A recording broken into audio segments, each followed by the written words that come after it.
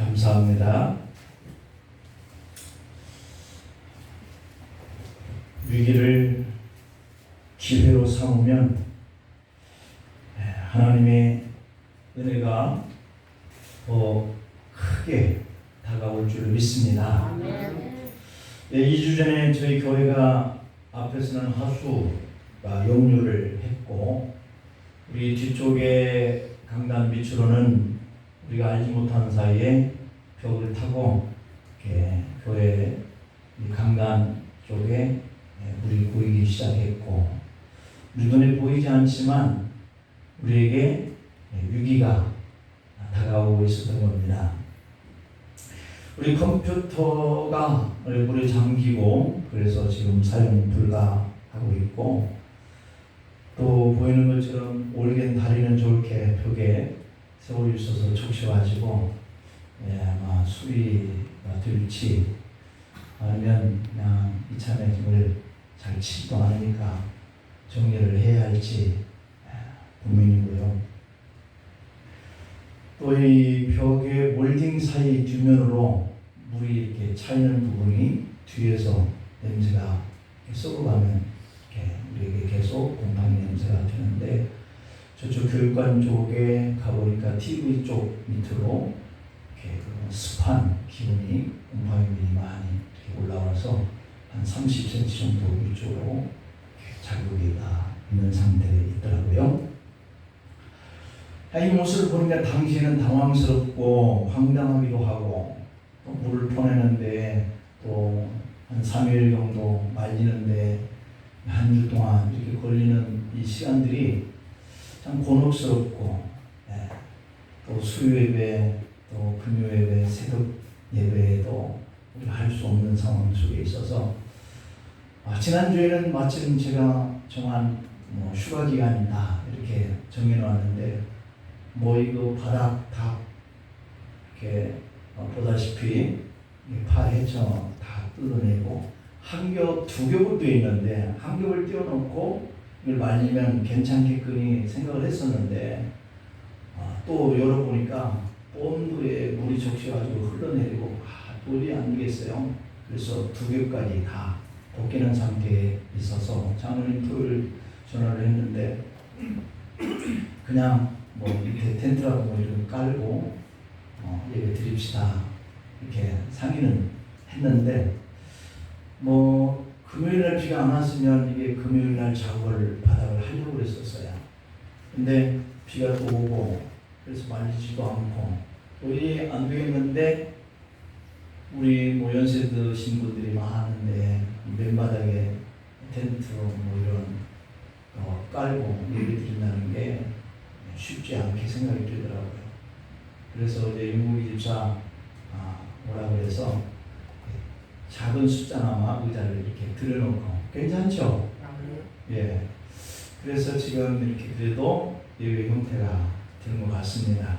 옛날 천막 치고 부흥회하던 그런 때를 연상을 할 수 있을까 생각을 했었는데, 어쨌든 우리가 정상적인 페이스를 잃어버리게 하는 이러한 위기죠.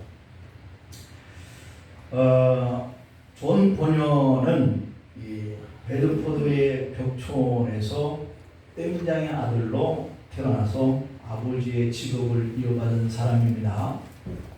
그는 마틴 루터의 갈라디아서 강해에서 하나님의 구원의 역사를 이렇게 은혜로 이렇게 강조하는 내용을 읽고서 회심을 하기에 이르렀습니다. 그리고 베드포드 대학에서 평신도 설교자로서 이렇게 사역을 하기에 이르렀습니다. 낮에는 냄비와 팬을 이렇게 수선을 하고, 밤과 주말에는 영혼을 구령하는 이런 일을 했죠. 그의 능력 있는 설교로 인해서 수많은 회심자들이 생겨났고, 또 강한 그를 대적하는 자들도 나타났습니다. 그러던 중에 찰스 2세가 보기하면서 크루멜이 통치하던 그런 시기에 인정했던 이 종교의 자유를 박탈시키면서 핍박이 일어나기 시작합니다. 1660년 존 번연은 허가 없이 설교했다라고 하는 이런 죄목 아닌 죄목을 이렇게 뒤집어 씌우고 체포되어서 감옥에 갇히게 되었습니다. 설교를 하지 않겠다라고 하는 약속만 하면 풀려날 수 있었겠지만 그렇게 하지 않고 12년 동안을 감옥에 갇혀 있었습니다. 번연이 감옥에 갇혀 있는 동안에 그의 사랑하는 아내가 죽었습니다.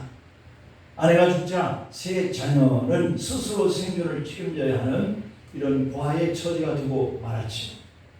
이러한 비참한 상황 속에서 그는 하나님께 이렇게 기도합니다. 하나님, 너무너무 고통스럽습니다. 주님을 위해서 제가 할 일이 남아있을까요? 만약 제가 해야 할 그 일을 볼 수만 있다면 저는 절망하지 않겠습니다. 라고 했더니 주님께서 그의 마음속에 이런 감동을 계속 주셨습니다. 너는 글을 써라. 나는 너에게 글을 쓰는 달란트를 줬다. 주님 앞에 엎드려 기도하는 이 번연에게 그런 환상이 보였습니다. 주님이 나라를 향해서 걸어가는 한 사람이 보였습니다. 번연은 하나님이 보여주신 대로 장차 망하게 될 이 죄악의 도성을 떠나 참 이 천성을 향해서 길 가는 한 순례자의 여로의 모습을 보여주신 것이다. 이렇게 생각을 하고 그는 장엄한 서사시처럼 이 글을 써 내려가기 시작했어요. 그래서 이 철로역정이라고 하는 고뇌와 회심 그리고 전도와 박해 속에서 마침내 최후의 승리를 하게 되어지는 그런 이 번연 자신의 고달픈 생애를 그냥 은유적으로 이렇게 표현을 해서 작품을 써냈습니다. 여러분 지금 내가 위기를 맞았다라고 생각되시는 분이 혹 계십니까? 그러나 분명한 것은 그 위기가 기회가 되는 그러한 환경이 온다는 겁니다. 시랍의 한 도시 중앙에 우뚝 솟은 특이한 동상 하나가 서 있는데요. 그 동상은 조각가 류지푸스가 BC 330년경에 만들었다. 지금으로부터 약 한 2500년 전 일이죠. 시랍의 한 도시 중앙에 우뚝 솟은 이 동상인데 그 동상은 바로 이 조각을 했던 류지푸스가 만든 그런 동상이에요. 그 모양이 이렇게 생겼다고 그럽니다. 앞에는 머리가 있고 뒤에는 머리가 없어서 반질반질한 그러한 조각상이에요. 그리고 발에는 날개가 달려 있어서 언제든지 날릴 것처럼 그렇게 준비하는 이런 동상이었다고 그럽니다. 그리고 그 동상 밑에는 이런 글이 쓰여 있었습니다. 누가 그대를 만들었지? 류지푸스. 그대 이름은 무엇이지? 내 이름은 기회. 왜 발에 날개가 달려있지? 땅 위에서 잽싸게 날리고. 왜 암만머리가 있지? 내가 오는 대로 사람들이 나를 잘 잡아라 하기 위해서. 왜 뒤에는 머리가 없지? 내가 떠난 다음에는 잡을 수 없도록 하려고. 여러분 이 글이 우리에게 전하려고 하는 그런 의미가 있습니다. 누구에게나 기회가 오면 그걸 잘 잡을 수 있다는 겁니다. 그런데 잡지 않고 그 기회를 흘려버리면 그냥 날아가 버리는 거죠. 그래서 지나가는 것을 잡으려고 해도 뒤에는 머리가 없으니 잡혀지지 않는 것이 바로 이 기회라고 하는 것이라고 합니다. 여러분 요즘은 경제적인 위기라고 할 수 있습니다. 그러나 사실 불경기라고 하는 것이 항상 나쁜 것만은 아니라는 거예요. 불경기 때 오히려 잘 되는 그런 기업도 있다고 그럽니다. 최근에 진행 중인 이 코로나가 온 세상을 휩쓸고 있을 때 벌써 3년째가 되어가고 있지 않습니까? 코로나 때문에 돈을 많이 버는 기업이 있었다고 그럽니다. 향균 제품을 만드는 그런 회사들이죠. 어떤 기업은 많이 번 정도가 아니라 매출액이 300배 이상 뛰어오고 지금도 호황을 누리고 있다고 그래요. 성경에 보면 진퇴양난, 절대절명, 사면초가 이런 위기를 맞게 된 그런 경우들이 많이 기록되어 있습니다.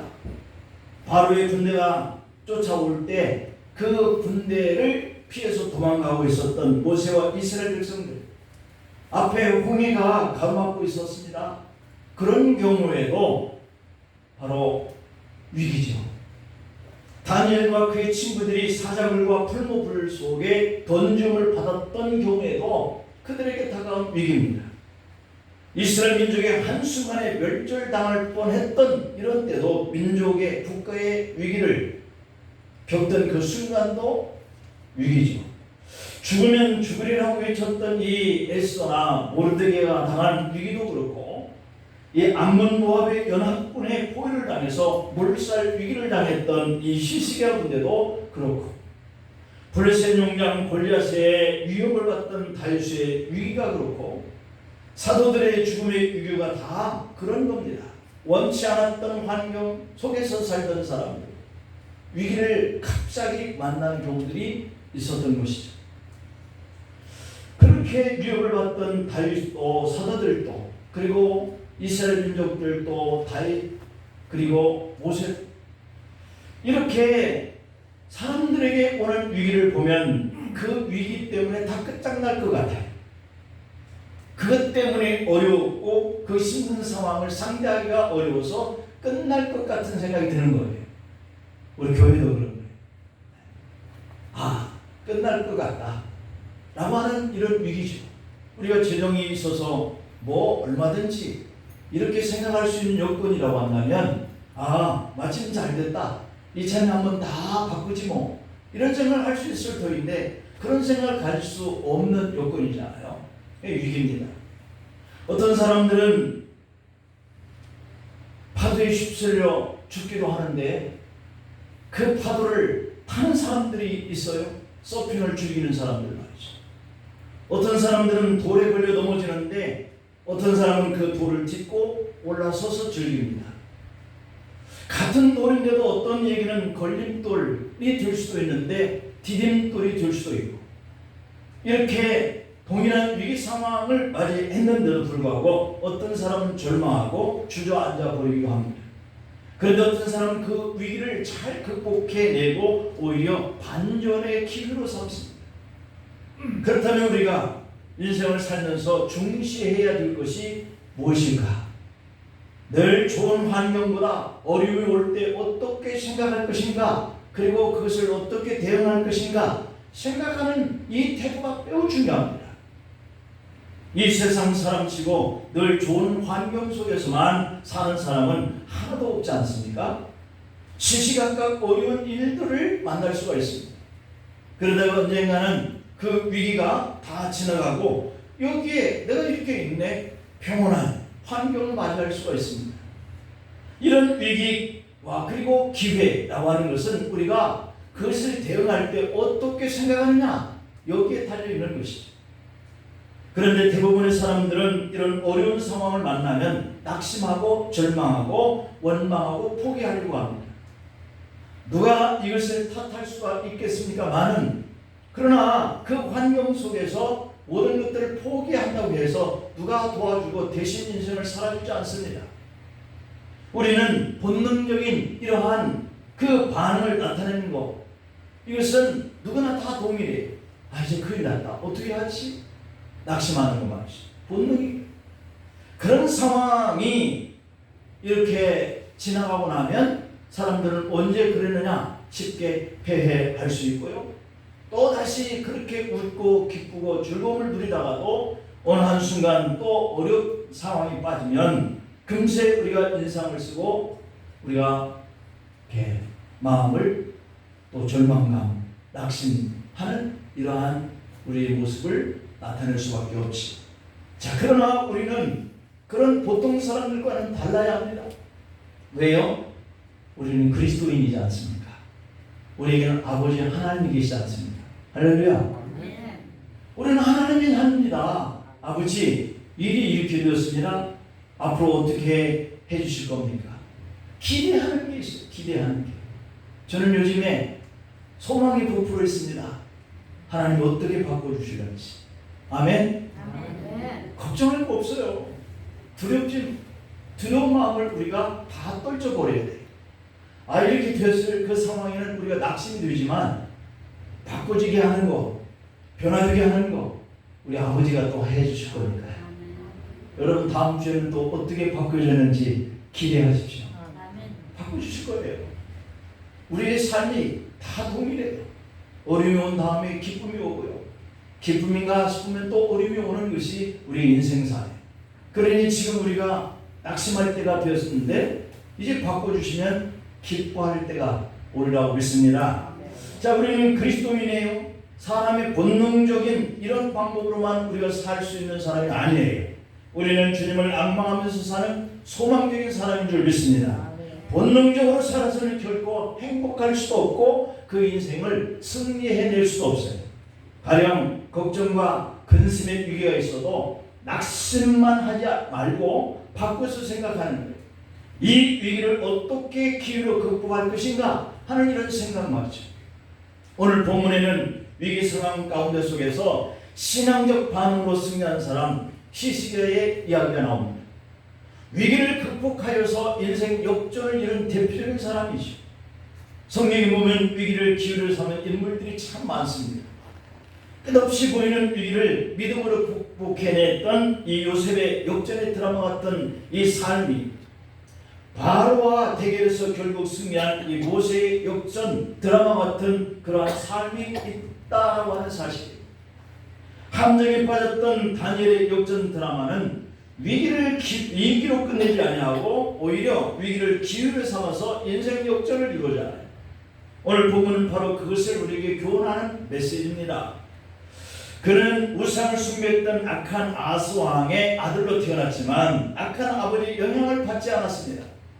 그는 25살 때의 젊은 나이에 왕위에 올랐습니다. 자기 아버지가 세웠던 여러 가지 산당들, 신상들을 제거해내고 우상을 깨뜨리고 아사라 목상을 찍어내고 이런 종교 계획을 단행해냅니다. 또한 그는 나라가 위기에 처했을 때 하나님만 의지하고 하나님 앞에 전심으로 기도했던 인물이죠. 그가 그렇게 기도했더니 하나님은 히스기야가 어디로 가든지 형통케 하였다. 아멘. 기도하면 형통케 하실 줄 믿습니다. 그러나 형통했던 이 히스기야 왕에게 늘 형통만 하느냐? 그렇지 않아요. 하나님이 그를 형통케 하셨다 할지라도 또 다시 어려움이 온다는 것을 우리에게 보여주죠. 어느 날 갑자기 예상치 못한 일이 벌어집니다. 오늘 본문 1절에 보니까 그때 히스기야가 병들어 죽게 되매 아모스의 아들 선지자 이사야가 저에게 나와 이르되 여호와의 말씀이 너는 집을 처치하라 네가 죽고 살지 못하리라 그랬습니다. 정천병력이죠. 이제는 죽을 날이 가까우니까 신변을 정리하고 가정적으로 이렇게 국가나 혹은 문제가 생기지 않도록 잘 대비한 다음에 죽으라 그런 겁니다. 유다의 역대 왕들보다 하나님만 의지하고 백성을 잘 다스렸던 히스기야 왕이었지만 갑자기 예기치 않았던 질병이 죽을 병이 찾아왔다고 하는 겁니다. 우리가 살아가면서 히스기야와 같이 전혀 예상치 못한 그런 문제를 만날 수 있는데 오늘 우리 교회도 그 중에 한 가지. 어느 날 갑자기 건강이 나빠져서 어려움을 당한다든지 위기죠. 잘 진행됐던 사업에 갑자기 부도를 만난다든지 엄청난 낙심할 그런 위기입니다. 잘 다니던 직장에 갑자기 해고 통지를 받았다든지 운전을 잘하고 가는데 갑자기 뒤따라오던 자동차가 받아서 병원 신세를 진다든지 사람은 이렇게 때때로 예기치 않는 위기를 만납니다. 그때 우리는 어떻게 해야 할까? 오늘 우리에게 주시는 하나님 메시지. 그때 우리는 어떻게 해야 할까? 첫째는 원망하지 말아야 한다라고 하는 겁니다. 원망하지 마십시오. 저도 원망하지 않았습니다. 우리 인천 지역에 하필 우리 교회 하나가 잠겼다라고 하는 거예요. 하나님 그 많은 교회 중에 왜 하필 우리 교회여야 합니까? 라고 원망할 수 있습니다. 그러나 원망하지 않았습니다. 원망이 되어지지 않았습니다. 히스기야가 죽을 병에 걸린 것을 알았을 때 그의 나이는 39세. 한창 열정적으로 일을 해야 할 때의 나이입니다. 또 25세의 왕위에 올랐으니까 39세라고 한다면 그가 왕위에 오른 지 겨우 14년밖에 되지 않았기 때문에 나라와 민족을 위해 할 일이 참 많았습니다.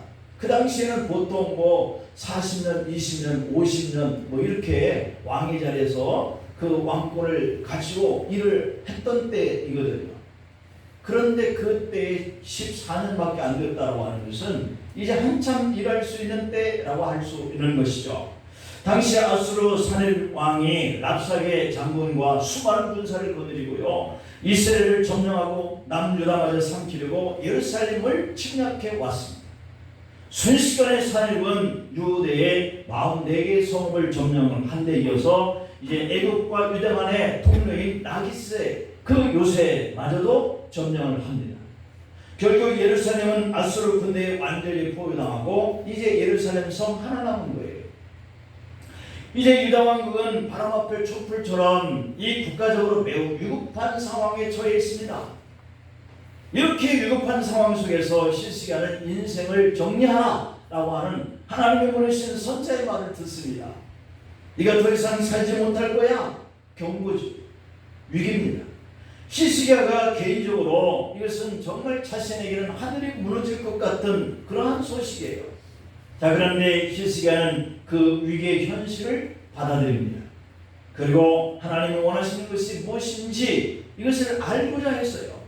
여러분, 갑자기 당면한 어려움이 오면 그 어려움이 왜 왔는지라고 하는 것을 우리가 알아야 돼요. 이러한 모습이 바로 우리 성도에게 가장 필요한 모습인 거죠. 위기를 만났을 때 호들갑을 떤다고 해도 그 위기가 사라지지 않는 거, 그럴 바에는 차라리 그 위기 앞에서 당당할 필요가 있습니다. 주어진 현실을 받아들이고 하나님이 나에게 행하신 뜻이 무엇인지 이것을 살피는 것이 중요하죠. 오래전의 일인데요, 자전거가 널리 보급되지 않았을 때의 에피소드입니다. 어떤 사람이 시골 학교 운동장에서 자전거를 타고 있었습니다. 교실에서 공부하던 이 한 아이가 우연히 자전거 타는 이 모습을 발견합니다. 교실에서 공부하던 중인데 운동장을 이렇게 보니 자전거를 타고 있는 어떤 한 사람이 보이는 거예요. 정말 신기하여서 넋을 잃고 바라봅니다. 선생님이 몇 번이나 그 학생을 부르는데도 듣지 못할 정도로 빠져듭니다. 선생님이 다가가셔서 꿀밤을 주자 그제서야 아이는 깜짝 놀라 정신을 차립니다. 선생님은 그 학생에게 공부 시간에 딴짓을 한 벌로 그에게 그만하라고 할 때까지 저 운동장에서 자전거 타는 사람 흉내를 내라는 거였어요. 그 아이는 책상에 올라와서 계속 자전거 타는 흉내를 내야 했습니다. 그런데 한참 보니까 이 아이가 페달을 돌리지 않습니다. 그 슬픈 선생님은 아이에게 다시 갔습니다. 너 왜 페달을 계속 돌리지 않고 가만히 있는 거야? 라고 소리를 칩니다. 그때 학생이 이렇게 말합니다. 선생님, 지금 내리막길을 가고 있는 중인데요. 그렇다는 겁니다. 여러분, 저는 이 말이 진리라고 생각이 돼요. 내려갈 때 페달을 돌리면 자전거는 더 느려지게 되어 있습니다. 내려갈 때는 가만히 있으면 저절로 그 탄력에 의해서 잘 내려가고 되어 있거든요. 이게 마찬가지 원리입니다. 우리 인생살이가 히스기야 왕처럼 내리막길을 향할 때 발버둥을 치다 보면 더 깊은 소름 속에 빠져드는 거죠. 위기에 올 때 내 힘으로 풀려고 하면 할수록 더 꼬이는 것을 발견합니다. 물에 빠져서 살려고 호흡거리는 사람을 구조하려고 들어가는 사람은 그 사람이 잠시 물속에 들어가는 그 찰나의 순간에 뛰어든다 그럽니다. 왜 그럴까요? 막 허우적거리고 있는 사람을 향해서 뛰어들면 그 사람의 손에 붙들리면 다 같이 죽게 된다는 거예요. 그래서 그 물에 빠진 사람이 물을 먹고 잠시 물을 막 잠수해서 들어가려고 하는 그 순간에 뛰어들어가서 건져내는 것이 이 수행하는 사람들의 그런 한 방법이라고 그럽니다. 비슷한 의미로 삶의 위기를 만나면 우리가 애착만 가지고 허둥대는 거예요. 그래서 거기에 내 삶에 집중하게 되어지는 그 무게를 줄이라는 겁니다. 사도행전 27장에 보면 바울 일행이 유라굴라 광풍을 만났을 때 그들이 사는 길은 그 배 안에 무거운 짐을 버리는 것이었습니다. 하나님이 우리 인생 삶 가운데 풍랑을 주시는 것도 나에게 있는 것 중에 버릴 것들을 버리고 하나님을 붙잡으라 라고 할 때라고 하는 겁니다. 히브리서 12장 1절에 보면 이 모든 무거운 것과 얽매이기 쉬운 죄를 벗어 버리고 인내로서 우리 앞에 당한 경주를 경주하며 라고 하는 이 말씀은 내가 얽매이기 쉬운 그 죄와 무거운 짐들을 다 끊어내 버려야 한다 라고 하는 뜻이에요. 그래야 내가 하나님을 붙잡을 수 있다는 겁니다. 우리가 넉넉하고 환경이 좋은 이러한 장소에서만 계속 사는 사람들은 하나님을 붙잡을 수 없습니다. 우리가 한계에 부딪힌 그 위기의 순간은 하나님이 나를 버린 순간이 아니라 도리어 나에게 말씀하는 순간이에요. 나를 붙잡아라, 나를 붙잡아라. 그래서 아브라함도 아들 이삭을 번제단에 바쳐라, 그리고 나를 붙잡아라, 이런 뜻이죠. 여러분, 위기 때에 원망하지 않기를 축복합니다. 두 번째로는 위기 때 기도해야 합니다. 네가 죽고 더 이상 살지 못하리라 하는 이 말을 들은 히스기야가 오늘 본문 2절 3절에서 이렇게 말합니다. 히스기야가 낯을 벽으로 향하고 여호와께 기도하여 가로되 여호와여 구하오니 내가 진실과 전심으로 주 앞에 행하며 주님 보시기에 선하게 행하는 것을 기억하옵소서 하면서 심히 통곡하더라 그랬습니다. 여기 보면 기도와 눈물이죠. 기도의 모습입니다. 히스기야는 자기 병을 고쳐줄 의사를 찾거나 자신의 병을 고칠 수 있는 약을 구하지 않았습니다. 하나님 다 주셨어요. 생명도 연장해주고 무화과를 빻아서 그 종치에 발렸더니 나았더라. 예, 위기 때 원망하지 않고 하나님께 기도하면 방법을 하나님이 주신다는 사실을 발견합니다. 그렇다고 신하들을 모아놓고 대책회의를 한 것도 아니고 사랑하는 가족 앞에서 나 이제 죽어 어떻게 통곡하지도 않았습니다. 위기를 만난 히스기야는 하나님께 도와달라고 요청합니다. 왜냐하면 하나님 주신 위기인 것을 그가 알았기 때문이죠. 우리도 위기를 만날 때 이 위기가 내 실수로부터인지 아니면 하나님의 음성을 들으라 라고 하는 이런 뜻인지 이걸 우리가 분별해야 돼요. 리더스 다이저스트에 이런 이야기가 실려 있습니다. 미국에 사는 밥이라고 하는 사람이 철길을 산책하다가 철로의 받침목의 주위에 있는 조그만 그 구멍 속에 다리가 끼고 말았습니다. 발을 빼려고 했지만 빠지지 않습니다. 안간힘을 써봤지만 발은 그럴수록 더 아프기만 하지 이 침묵 속에 끼어있는 발은 빠지지 않았습니다. 그런데 멀리서 기차가 다가오기 시작합니다. 큰일 났지 않습니까? 발은 안 빠지는데 기차는 다가옵니다. 선상 죽음 생각할 수밖에 없지. 구해줄 사람도 없습니다. 결국 그는 이런 생각을 합니다. 할 수 없다. 기도하자. 할 수 없다. 기도하자. 아멘. 하나님, 만약 발을 빼주신다면 그동안 내가 술을 많이 먹었는데 이제부터 술을 마시지 않겠습니다. 라고 기도했어요. 조건을 거는 거예요. 네? 자기 술 안 마시는 것과 발 빠지는 것. 하나님 앞에 흥정하는 겁니다. 그렇게 기도했는데 발을 빠지지 않았습니다. 발이 안 빠지고 열차는 다가오고 더 다급해졌습니다. 또다시 기도합니다. 하나님 발을 빼주시면 술만 끓을 뿐만 아니라 앞으로는 욕도 하지 않겠습니다. 그랬어요. 욕쟁이였거든요. 그런데 발이 빠졌을까요? 하나님도 참 무심하시. 이 정도 조건을 걸면 그래 하고 이렇게 응답을 주셨으면 참 좋은데요. 빠지지 않았습니다. 열차는 점점 더 가까이 다가왔습니다. 이제는 다급해졌습니다. 하나님 만약에 발을 빼주신다면 술도 끊고 욕도 안 할 뿐만 아니라 내가 가진 재산 모두를 불쌍한 사람들에게 나눠주겠습니다. 야, 이게 물질에 걸려요. 사람들이 최후의 물질이에요. 자기 목숨보다 더 귀하게 여기는 거거든요. 이 기도가 끝나자마자 발이 빠졌을까요? 안 빠졌을까요? 빠졌습니다. 네. 발이 정말 거짓말처럼 신기하게 빠졌어요. 그래서 아슬아슬하게 사고 직전에 피할 수 있었어요. 무사히 나왔습니다.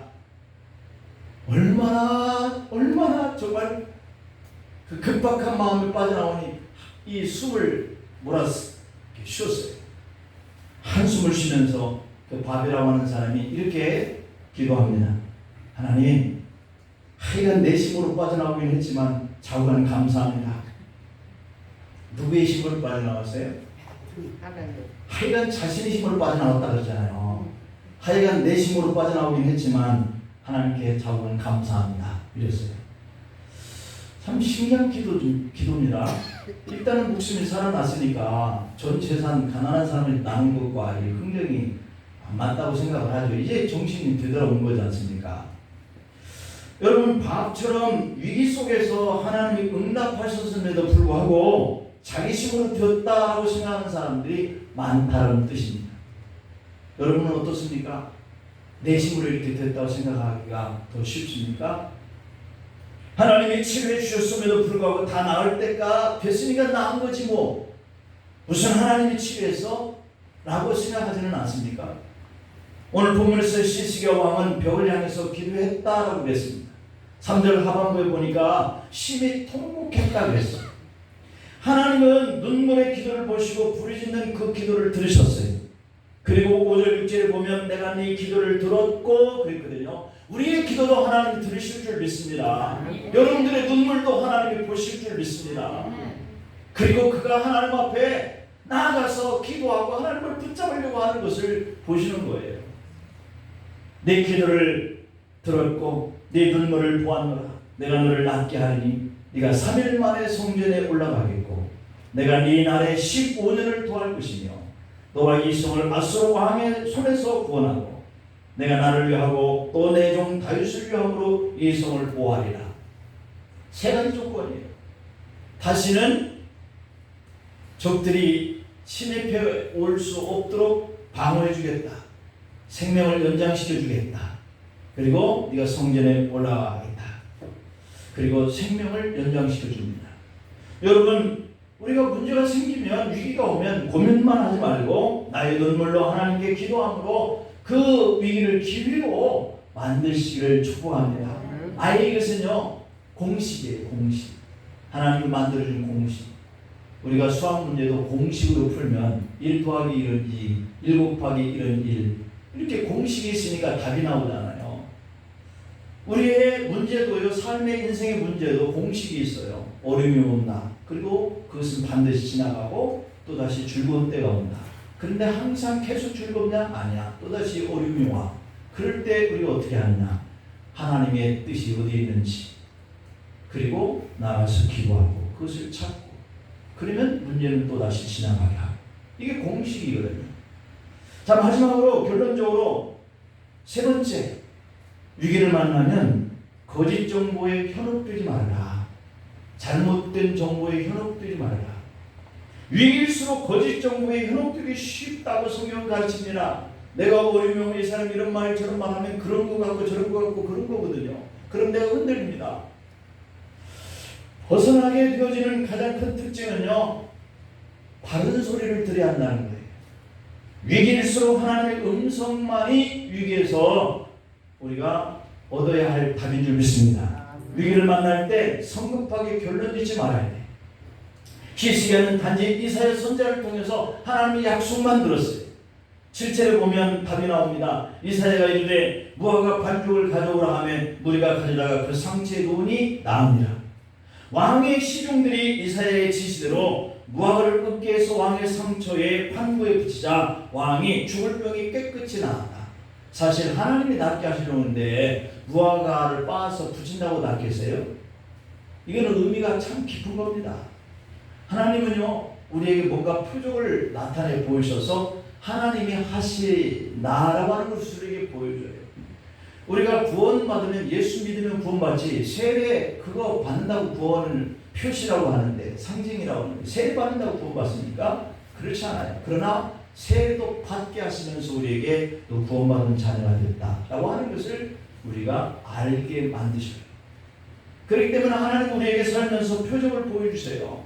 이 위기 때 하나님이 누구의 손길을 통해서 어떻게 역사하시는지 우리는 그냥 잘못된 말 하지 마. 하나님 어떻게 해주시는 대로 우리는 감사하면서 받는 줄 믿습니다. 그게 방법이에요. 하나님이 이렇게 우리에게 위기를 주셨는데, 여러분에게 위기를 주셨는데, 이 사람이 이런 말, 저 사람이 저런 말 듣지 마세요. 하나님이 우리를 이끌어 가시는 게 답이에요. 기도하시겠습니다. 하나님 아버지, 우리의 경험과 상식과 이성에 맞지 않아도 하나님이 그렇게 하면 그냥 그 말씀 붙잡고 순종하면 위기가 기회가 되어서 축복된 일이 반드시 일어나는 것을 믿습니다. 저희도 그렇게 역사하시는 주님을 경험하고 표적을 삼고 우리의 믿음이 흔들리지 않게 살게 하옵소서. 예수님의 이름으로 기도합니다. 아멘.